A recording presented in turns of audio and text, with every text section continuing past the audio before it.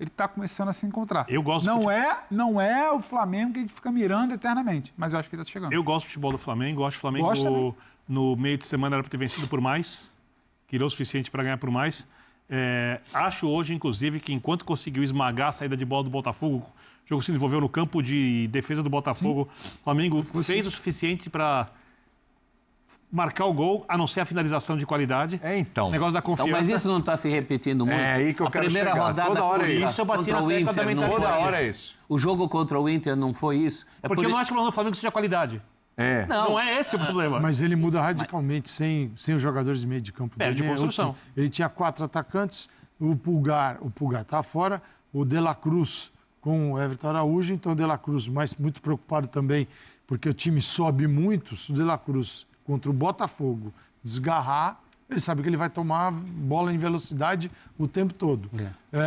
Então você já não tem, não que o De La Cruz, você não pode transformar o De La Cruz numa versão do Arrascaeta nem do Gerson, mas quando eles estão os 3 juntos, é muito interessante. Quando estão 2, legal. Quando não tem ninguém, fala, peraí, aí você tem 4 caras, o Luiz Araújo, Cebolinha, Pedro e o Bruno Henrique procurando qual era o dele aqui. Tá bom, quando o Bruno Henrique sobe, a articulação do Flamengo é de quem? É do Alexandro? É do Wesley?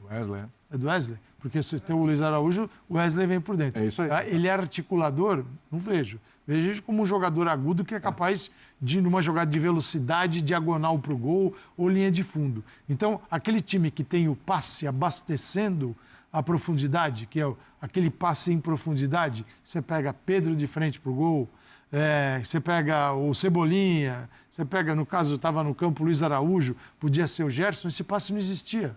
Não era o passe do Gerson, não é o passe do Arrascaeta. Então é um time de 4 atacantes que muda radicalmente seu jeito de jogar.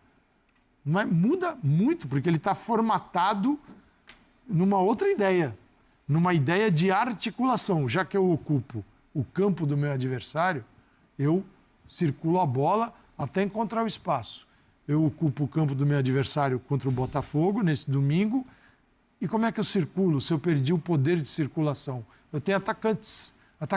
Como é que então, você circula rápido se você cansa? Por conta então muda completamente. Aí fica no 0-0. E o Botafogo, acho que foi esperto. O Botafogo falou assim, vou esperar. É bom lembrar que o Botafogo... que o Botafogo, para a gente até elogiar que o Botafogo jogou sem o Savarino, já vem jogando sem o Savarino. Faz muita falta. E hoje sem o Arthur, que está numa fase iluminada. Que está decidindo partidas. E que está decidindo partidas, né? Então, hoje a gente pensar Isso é um passo atrás. Você está falando assim, entendeu? Um pouco mais de prudência, assim, diante do adversário. Fala, bom, você sabe o modelo do Flamengo. Então, assim, o Botafogo foi articulado hoje dentro de um modelo que ele sabe que o adversário vai exercer. O Botafogo não foi surpreendido em nada. Não tem Arrascaeta, não tem Gerson, mas gosta de pressionar aqui em cima, né, do adversário no campo oposto. Perfeito, vamos aproveitar este espaço, essa vantagem e jogar nas costas de uma defesa que vai subir. É que se a gente falar assim, Arrascaeta e Gerson são mais jogadores do que Arthur e Savarino? São. Pode questionar o nível, se é muito mais, muito menos e tal, mas... Para mim... O combo do Flamengo é mais pesado. Eu acho que o Flamengo adoraria ter o Savarino. Porém... Eu vou jogar na mesma função do Botafogo, mas adoraria. Acho que sim. Mas assim, porém... A gente imagina que por questão de elenco, o Flamengo conseguiria se virar um pouco melhor sem os dois do que o Botafogo sem esses dois que eu citei. E no jogo me pareceu... que aconteceu isso aí. O Botafogo conseguiu se virar melhor sem os dois do que o Flamengo. É que faltar os dois não dá, como falou o Calçado. Eu gostei dessa ideia de dosar para Palmeiras eu vejo assim, e para Táchira, porque aí você não fica órfão em nenhum jogo. E cá para nós, é o Táchira também, né, gente? A gente tá falando como se as coisas fossem excludentes. O Flamengo não, se jogar para o Palmeiras, não pode jogar. O Flamengo não pode dar peso. Eu entendo quando o Calçado fala que é o jogo que vai nortear, mas você não pode dar um peso além. O Flamengo precisa olhar para esse jogo do Táchira e saber que com uma peça a menos ele ganha bem, com 2 peças a menos ele ganha. Comportamento. E com o time completo, exatamente. Comportamento. Exatamente. E foi o que se elogiou muito no começo do jogo contra o LDU. O comportamento do Flamengo no começo do jogo contra o LDU é interessante. Com 15, 17 minutos hoje contra o Botafogo, é interessante. Esse Flamengo contra o Táchira, se ganhar de menos de 2, eu vou ficar surpreso. O time do Táchira não pontuou até aqui.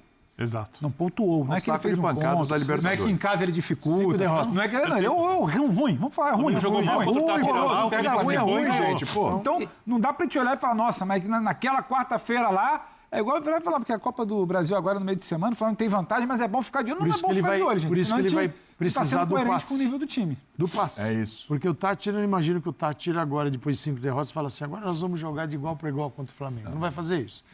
O Tátira está tentando não levar 8.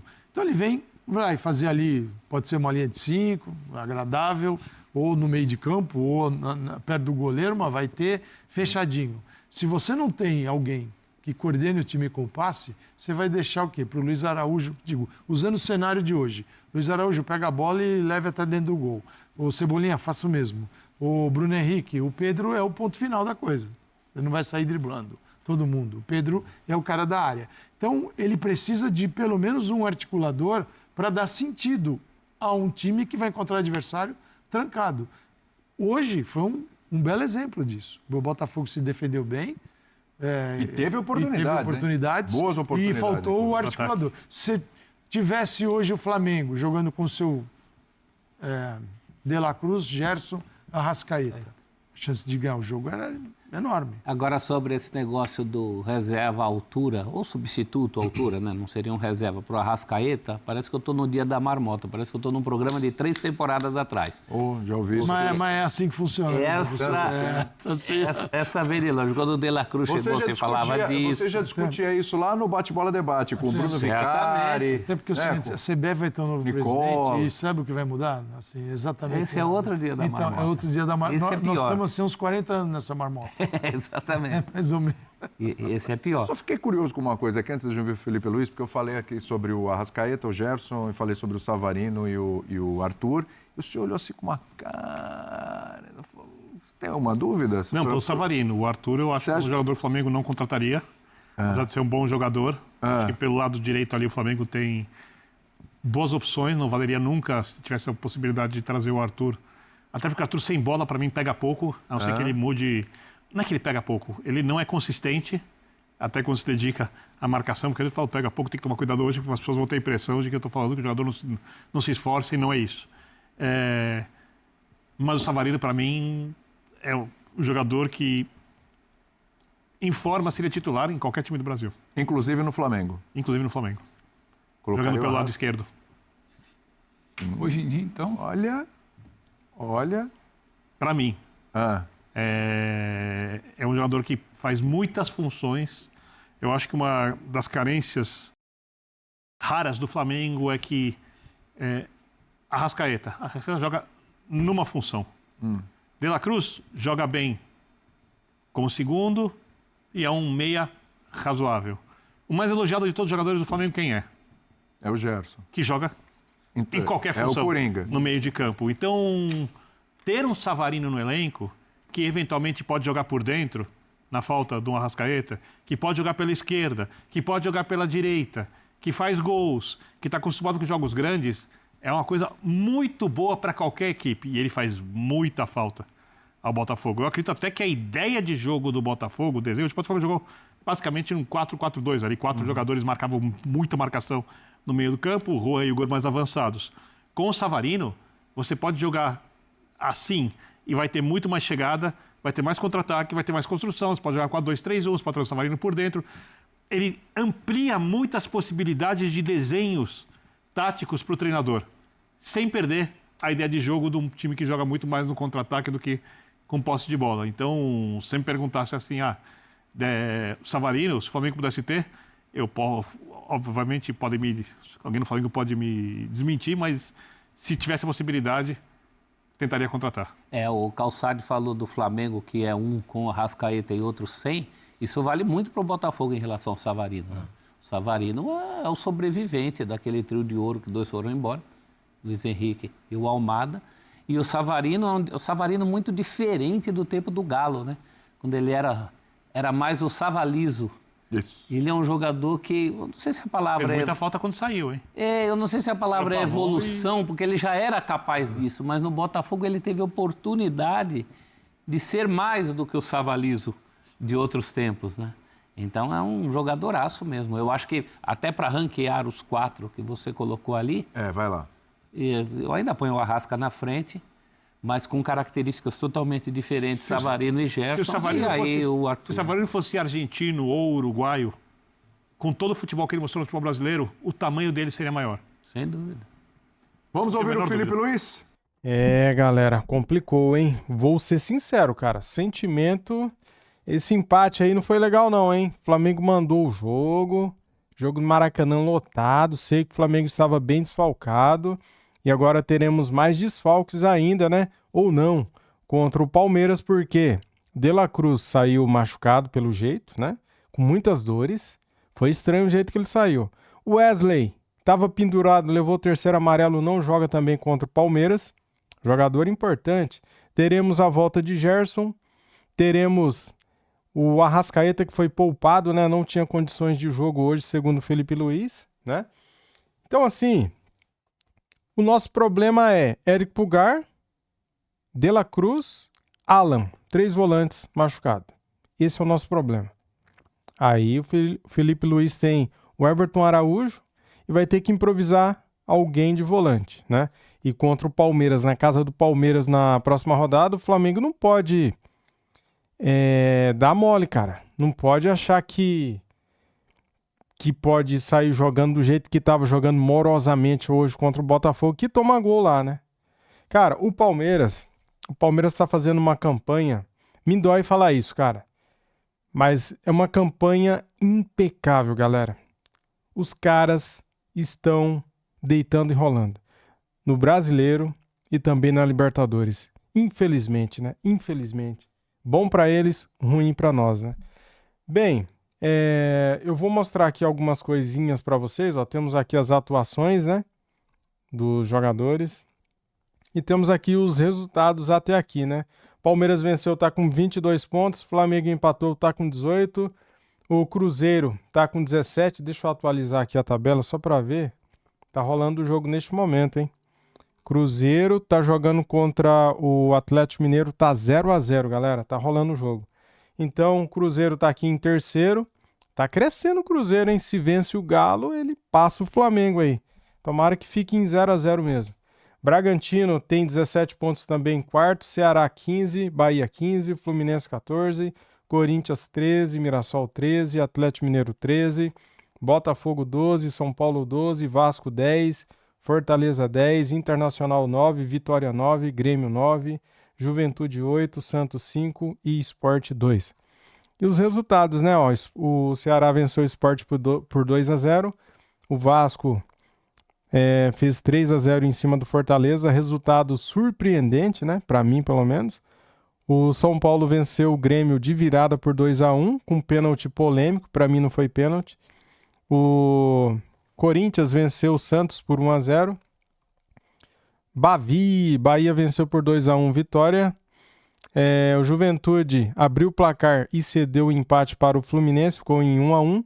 Flamengo 0, Botafogo 0. Bragantino 1, abriu o placar, tomou a virada do Palmeiras 2. E agora tá tendo esses dois jogos aqui, ó. Cruzeiro 0-0 com o Galo. Internacional está perdendo em casa para o Mirassol. O Internacional entrou numa fase ruim, né? Atuações. Vamos lá, ó. O Rossi é o melhor em empate com o Botafogo. Também achei, viu, galera? O Rossi, pra mim, foi o melhor em campo, tá? Ele fez uma defesaça que era gol, cara. Ainda bem que ele tá numa fase maravilhosa, né? Tá muito bem mesmo o Rossi. 8.3 a nota. O Wesley fez um jogo bem abaixo, né? 4.5. Não vem jogando tão bem como vinha jogando desde que foi até a convocação para a seleção brasileira. O Wesley era um foguete, né? Depois, sei lá, estagnou. Ele ficou mais ou menos, sabe? Não está jogando tão bem quanto vinha jogando antes. Léo Ortiz fez uma ótima partida, 7.2 a nota dele. Foi muito bem, bem seguro, né? Uma saída de bola impecável, defende muito bem.